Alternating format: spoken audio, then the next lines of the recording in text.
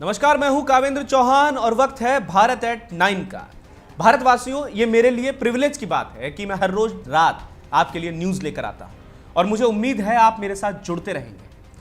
दर्शकों, राहुल गांधी ने इमरजेंसी को लेकर एक बयान दिया, जिसके बाद प्रकाश जावड़ेकर ने उस पर पलटवार करते हुए उनके बयान को हास्यास्पद बता दिया। वहीं अर्जुन कपूर ने दीवार पर चढ़कर उनको और मलाइका को देख रहे एक शख्स को डांट लगा दी। इसके साथ ही आम आदमी पार्टी ने आज दिल्ली में हुए एमसीडी उपचुनावों में 5 में से 4 सीटों पर जीत दर्ज कर ली है। हर चीज खबर है और इन लोगों से हर जुड़ी बात भी खबर बनती है। मैं बताता हूं खबर क्या नहीं है। जो खबर नहीं है वो ये है कि जहां ढोल नगाड़े बज रहे हैं, उसी आम आदमी दफ्तर से चंद कदम दूर लोग हजारों किलोमीटर से आकर बैठे हैं और कोई सुन नहीं रहा। जिस पार्टी की देश में सरकार है, उस पार्टी के कार्यालय में इन लोगों की एंट्री भी बंद। ये कौन है? ये देश विरोधी नहीं। ये है एसएससी जीडी कांस्टेबल भर्ती 2018 से जुड़े लोग, जिनकी गलती इतनी है कि ये बेचारे अपना हक मांग रहे हैं। दिल्ली आधम और दिल्ली में इनका स्वागत करने के लिए सरकार के पास लाठी भी मौजूद है। ये वो लाठी है जो दिखाती तो छोटी सी है, दिखती बहुत छोटी है, पतली सी, लेकिन ये सरकार की ताकत है। आधुनिक युग में देश के अंदर लाठी की ताकत आज भी मौजूद है। लाठी की ताकत और चमक आज भी बरकरार है, धमक भी बरकरार है। लेकिन इस लाठी का दुर्भाग्य यह है कि यह लाठी उसी पर पड़ती है जो लोग वोट देकर इस लाठी की ताकत को बढ़ाते हैं। ताजा मामला काफी पुराना है। बीते 20 दिनों से दिल्ली में एसएससी जीडी कांस्टेबल 2018 की परीक्षा दे चुके परीक्षार्थी नियुक्ति की तलाश में दिल्ली के अंदर दर दर की ठोकरें खा रहे हैं। लेकिन सरकार से लेकर मीडिया तक इनको सुनने की जहमत नहीं उठाना चाहता, क्योंकि यह बंगाल से ज्यादा जरूरी है, क्योंकि प्रधानमंत्री ने टीका लगवा लिया, यह ज्यादा जरूरी है। फिलहाल रिपोर्ट देखिए। नौजवानों, क्या मेरिट के आधार पर नौकरी मिलनी चाहिए कि नहीं मिलनी चाहिए? आपकी ताकत के हिसाब से आपको काम मिलना चाहिए कि नहीं मिलना चाहिए? अगर आप होनहार हैं तो आपके नौकरी का आपको हक है कि नहीं है? जिन लोगों ने वर्दी पहनने का सपना देखा था, आज उन्होंने भारी बस्तों का बोझ उठा रखा है। सरकारी नौकरियों के नाम पर इन युवाओं के साथ क्रूर मजाक होता है। पहले परीक्षा, फिर इंतजार, फिर प्रदर्शन, फिर लाठी, नियुक्ति कहां है? तस्वीरों में लताड़े जा रहे ये लोग सिर्फ अपना हक मांगने दिल्ली के आईटीओ स्थित आम आदमी पार्टी और बीजेपी दफ्तर के बाहर पहुंचे थे। इनमें से कई लोग उड़ीसा, महाराष्ट्र, बंगाल, झारखंड, यूपी, पंजाब से ताल्लुक रखते हैं। ये लोग बीते 20 दिनों से दिल्ली में धक्के खा रहे हैं, लेकिन अभी तक इनकी कहीं सुनवाई नहीं हो सकी। आज दिल्ली में आम आदमी पार्टी कार्यालय के बाहर जहां बैंड बाजा बज रहा था, वहां इन बेबस आंखों की ओर किसी का ध्यान नहीं था। जब हम देश में खुदकुशी के आंकड़ों की ओर गौर करते हैं, तो किसानों की खुदकुशी के आंकड़े भी जहन में आते हैं। 8-10 साल पहले किसानों की खुदकुशी के मामले हमारे डिस्कोर्स का हिस्सा थे। किसानों की आत्महत्याएं कैसे कम हो, इस पर चर्चा होती थी। उन सरकारी नीतियों, उन कर्ज की व्यवस्थाओं की आलोचना होती थी, जिनकी वजह किसानों को आत्महत्याएं करनी पड़ती थी। अब किसानों से भी ज्यादा बड़ा आंकड़ा उन आत्महत्याओं का है जिनकी वजह नौकरी ना मिल पाना या गरीबी होती है। यह आंकड़ा 2018 के मुकाबले ज्यादा है। बेरोजगारी का आंकड़ा बढ़ता है। बेरोजगारी की वजह से खुदकुशियों का भी आंकड़ा बढ़ता है और बढ़ता है उन युवाओं का गुस्सा जिनके साथ नौकरी के नाम पर क्रूर सरकारी मजाक होता है। चुनाव से पहले सरकारें नौकरियां निकालती हैं, फॉर्म भरे जाते हैं। देश के लाखों युवा सरकारी नौकरियों के वादे के पीछे तैयारी में रातों की नींद जलाते हैं और फिर परीक्षा के इंतजार में कई साल निकल जाते हैं। अगर परीक्षा हो जाए तो नतीजे लटक जाते हैं। नतीजे भी आ जाएं तो ज्वाइनिंग देने में सरकार कई अड़ंगे लगा देती है।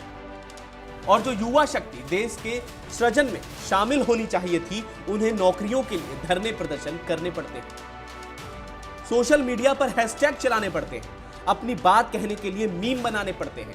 सरकारें फिर भी नहीं सुनती। और तब सवाल मन में आता है कि हमारी देश की, हमारी सरकार की पहली और सबसे जरूरी प्राथमिकता क्या होनी चाहिए? जवाब मिलता है प्रधानमंत्री के 5 साल पुराने बयान में। स्किल डेवलपमेंट भारत के लिए एक बहुत बड़ी अपॉर्चुनिटी है। पूरे विश्व को 2020 तक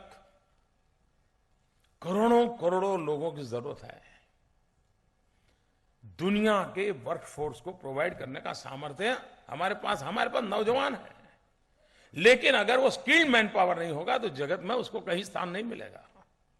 और इसलिए हमें एक तो वो तैयार करना है जनरेशन को, नई जनरेशन को जो जॉब क्रिएटर हो, और दूसरी वो जनरेशन हो जो जॉब क्रिएटर नहीं बन सकती है, लेकिन कम से कम लोग उसको जॉब के लिए ढूंढते आ जाएं, इतनी कैपेसिटी वाला वो नौजवान तैयार हो। और उन बातों को लेकर के अगर हम चलते हैं और इस प्रकार का एक स्किल वर्कफोर्स जो पूरे विश्व की रिक्वायरमेंट है आने वाले दिनों में, हम उसी को आज से ही तैयारी करते हैं तो हम उस रिक्वायरमेंट को पूरा कर सकते हैं। 2014 में सरकार बनाने के साल भर बाद भी पीएम मोदी ने देश के युवाओं को नौकरी देने के लिए एक विजन रखा, जिसकी बुनियाद इस बात पर थी कि हमारे पास युवा भी हैं और नौकरियां भी हैं। दिक्कत बस इतनी सी है कि नौकरी से मिलाप का युवाओं में कौशल नहीं है। इसलिए युवाओं के हुनर को तराशने के लिए प्रधानमंत्री कौशल विकास योजना शुरू हुई। इसके लिए एक मंत्रालय भी बनाया गया था और तब देश के पीएम ने युवाओं को सपने दिखाए। इस योजना में 2020 तक 1 करोड़ युवाओं को ट्रेनिंग देने की योजना थी। मीडिया रिपोर्ट्स की माने तो 2019 के लोकसभा चुनाव से कुछ महीने पहले तक इस योजना के तहत सिर्फ 34 लाख युवाओं को कौशल मिला और उनमें से सिर्फ 10 लाख को नौकरियां मिली। 2019 के चुनाव के दौरान प्रधानमंत्री से बेरोजगारी के बढ़ते आंकड़ों पर सवाल पूछा गया तो उन्होंने सवाल को ही अपवित्र बता दिया।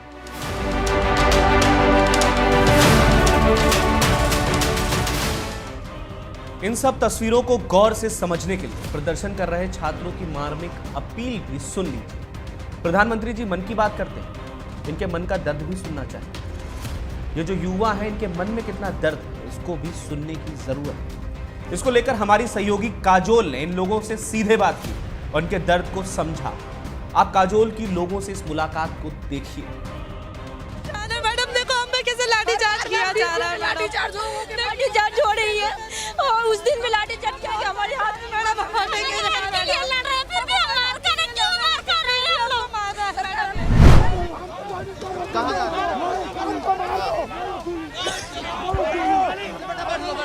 तो देखिए यहाँ पर आप देख सकते हैं किस तरह से इन्हें खदेड़ा जा रहा है, किस तरह से इन्हें अंदर भरा जा रहा है।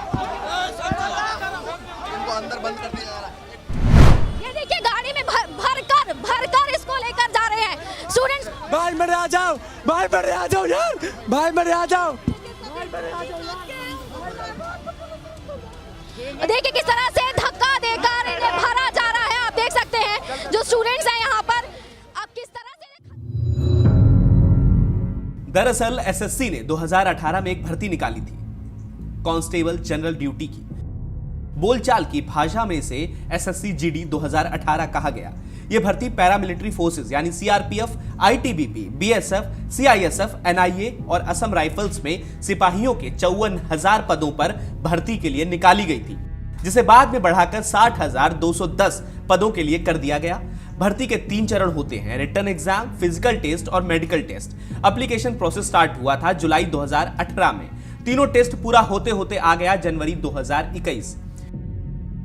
21 सितंबर 2020 को लोकसभा में एक सवाल का जवाब देते हुए केंद्रीय गृह राज्य मंत्री नित्यानंद राय ने बताया कि केंद्रीय अर्धसैनिक बलों में 1,11,093 पद खाली हैं। एसएससी जीडी 2018 की भर्ती में करीब 85 से 90,000 कैंडिडेट ऐसे थे जो तीनों स्टेज पार कर चुके थे और इनमें से काफी ऐसे भी लोग थे जिनका ये आखिरी मौका था, यानी कि भर्ती प्रक्रिया पूरी होने में लेट लतीफी के चलते ये ओवरएज हो गए थे और अगली भर्ती में इन्हें जगह ना मिल पाती।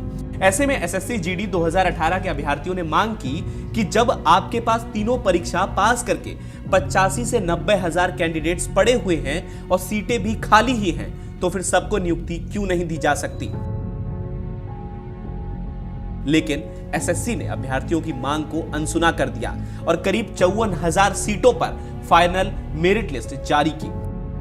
इसके अलावा दिल्ली पुलिस भर्ती और एसएससी सीजीएल 2020 का फॉर्म भरने में हुई दिक्कतों की वजह से छात्रों ने एसएससी को निशाने पर ले लिया है। तो दिल्ली के आईटीओ में प्रदर्शन कर रहे इन लोगों ने बताया कि ये लोग बीते 20 दिनों से यहाँ, और सोचिए यहाँ इनके साथ पुलिस को इस तरह का सुलूक बस इसलिए है क्योंकि ये लोग अपना हक मांग रहे हैं। सोचिए ये लोग दिल्ली के गुरुद्वारे में खाते हैं, दिन भर बस्ता ढोकर दिल्ली में सड़क सड़क घूमते हैं। फिलहाल देश में सब कुछ चंगा है। Good night, thank you.